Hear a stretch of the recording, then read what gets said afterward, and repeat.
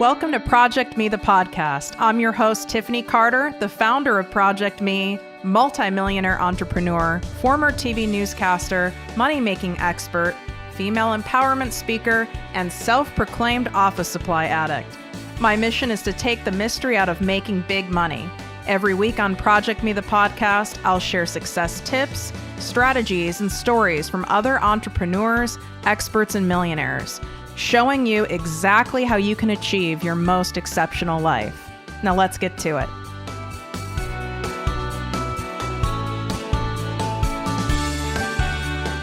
Exciting announcement for all of my listeners. I've officially opened my exclusive group, the ProjectME Passive Income Posse, to the public. This group is by application only, so we can keep the group high vibe and spend our time, energy, and expertise only helping those of you who truly want massive success and impact. You get live weekly trainings from me, special guest coaches, and direct access to me and my business partner for all of your questions. To learn more and apply, go to projectmewithtiffany.com, click on Work With Me, and select ProjectME Posse. And of course, any questions, feel free to DM me at ProjectME with Tiffany.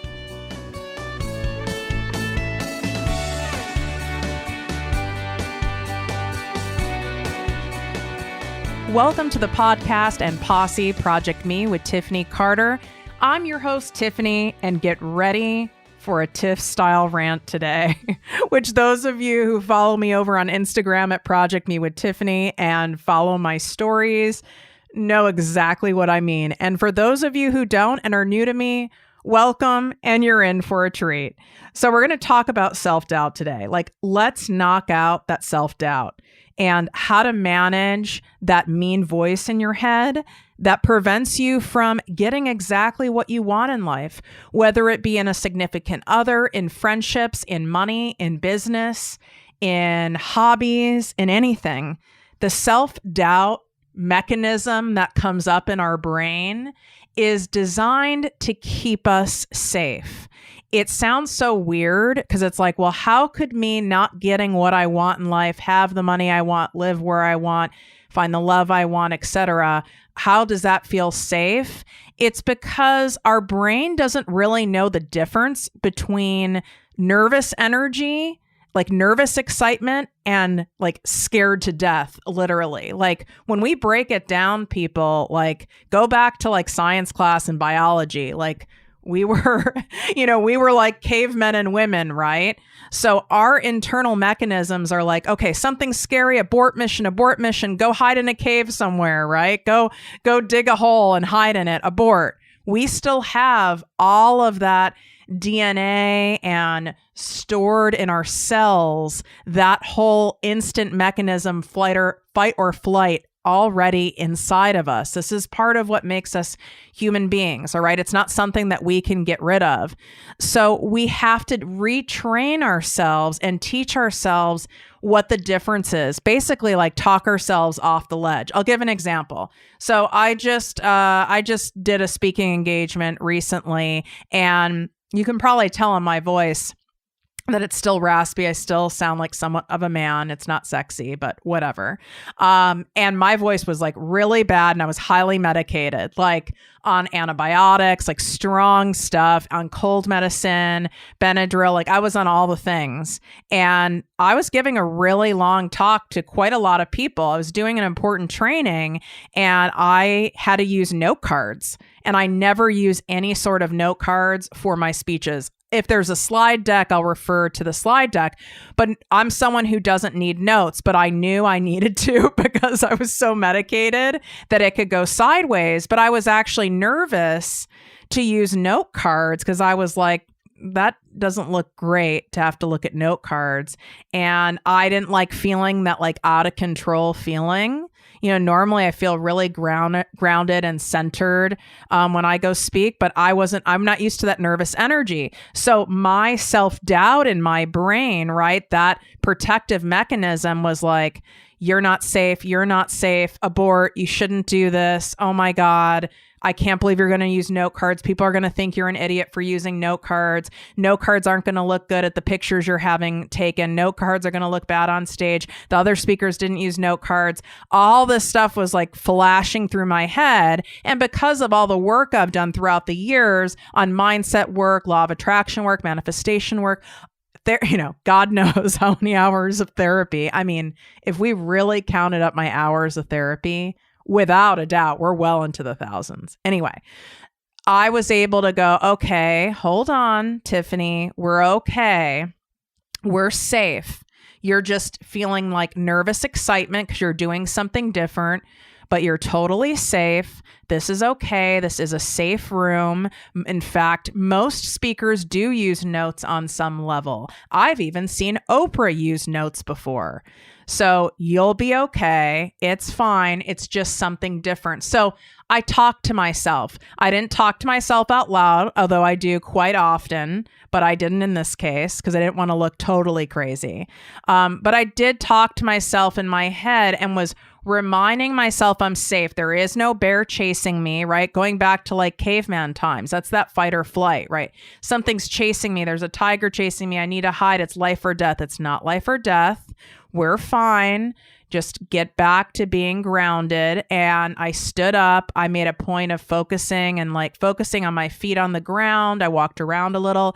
I drank some water and I just kept reminding myself that I'm safe. I shared that example with you guys. You can, replace it with examples in your own life. Maybe it's your first podcast. Maybe it's a podcast interview. Maybe it's a job interview. Maybe it's your first coaching client. Maybe it's your first time enrolling people in your network marketing company.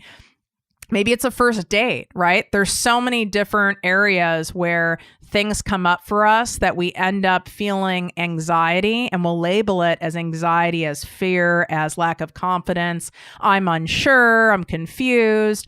But what it really boils down to is that defensive, that protective mechanism that's in us from like caveman times is saying, abort mission. We're not safe. Go crawl in a cave and like hide in a hole. And now I'm thinking of like hieroglyphics. Like, what the hell am I talking about? That's ancient Egypt.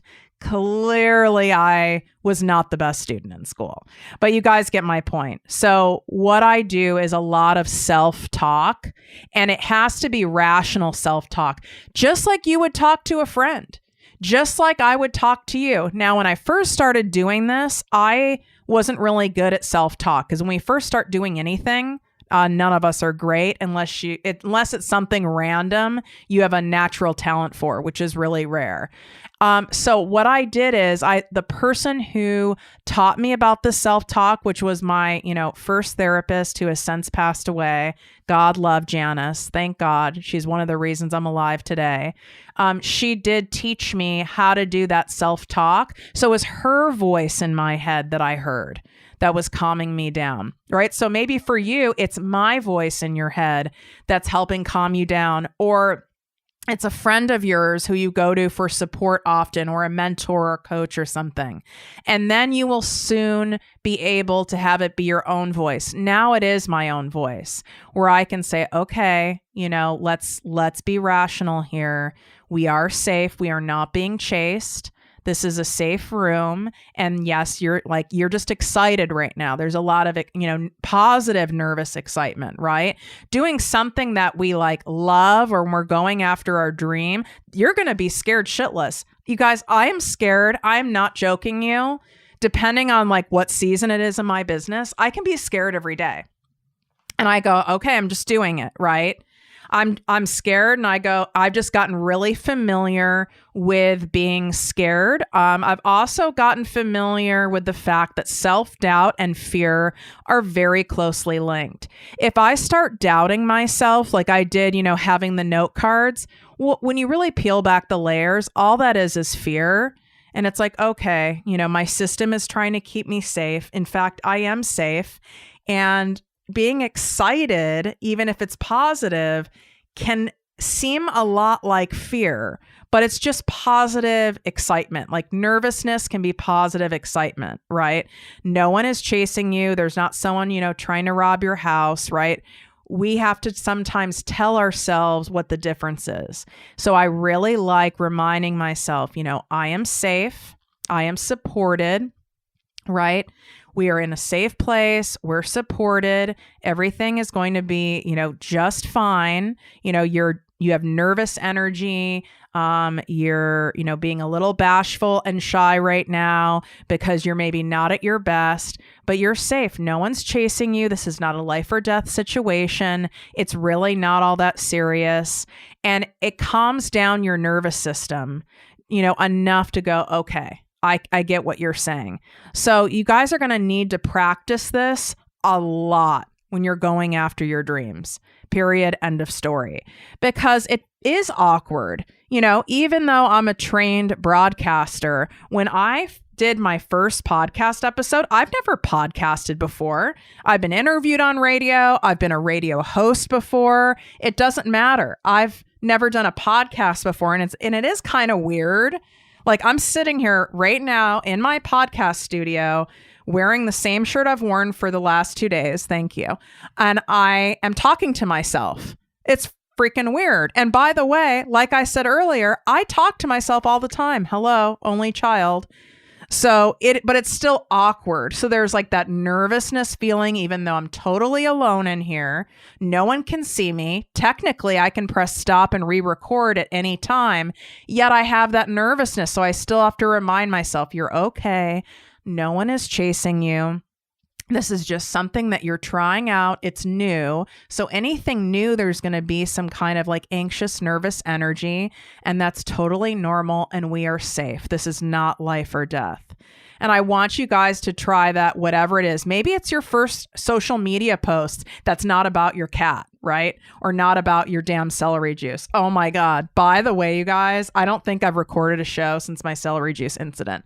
So side note, have to share this for all of you. Most of you who listen to the show know, like, if I see one more person posting about celery juice, I don't know what I'm going to do with myself.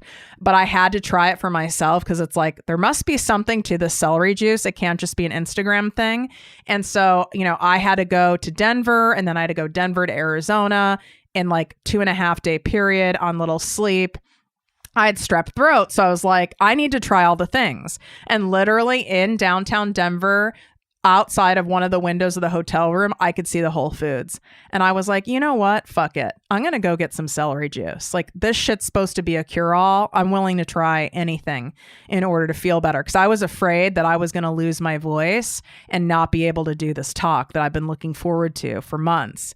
So just like, typical Tiffany style, I have to go big when I go for things. And, I bought quite a few containers of this cold pressed celery juice.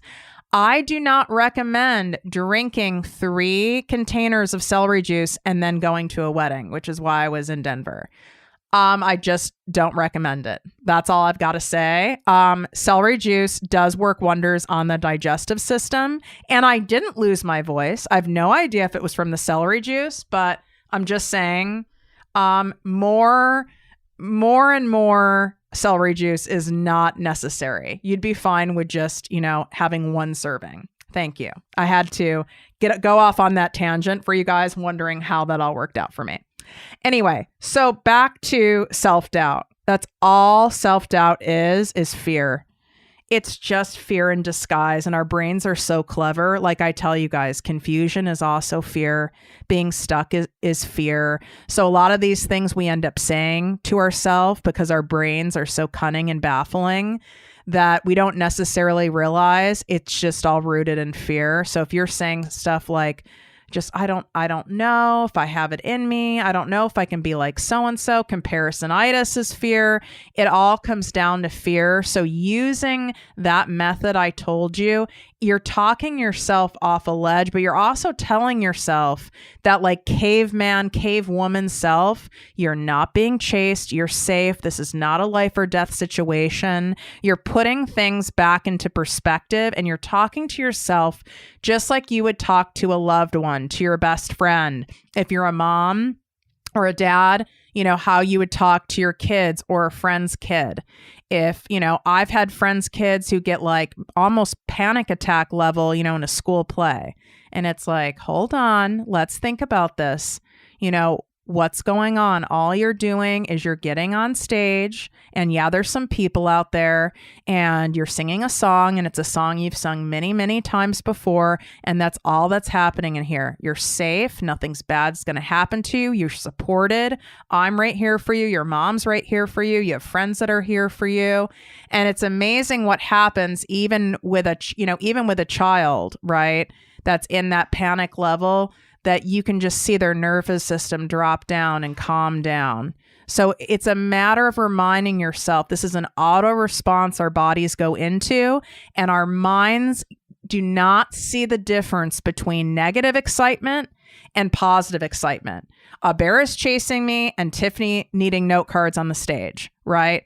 A bear is chasing me and Tiffany's afraid she's going to shit her pants at a wedding. There's no difference than in our system that comes up. We just have to talk to ourselves and take ourselves down a notch and remember and put that into perspective. So if you guys love this episode and love the show, I have a goal of getting to 200 5-star iTunes podcast reviews by Thanksgiving. Would you pretty please take 90 seconds and go and do a 5-star written review on iTunes? No, you don't need an Apple or an iPhone in order to do it. If you don't know how, Google the dang thing for me, please. Love you guys so much. Wishing you great health, wealth, and worth as always. Talk to you soon. If you enjoyed this podcast, please write a 5-star review on iTunes. Not only will this make me super happy, but it will allow more listeners to find our special show. Simply help me help others.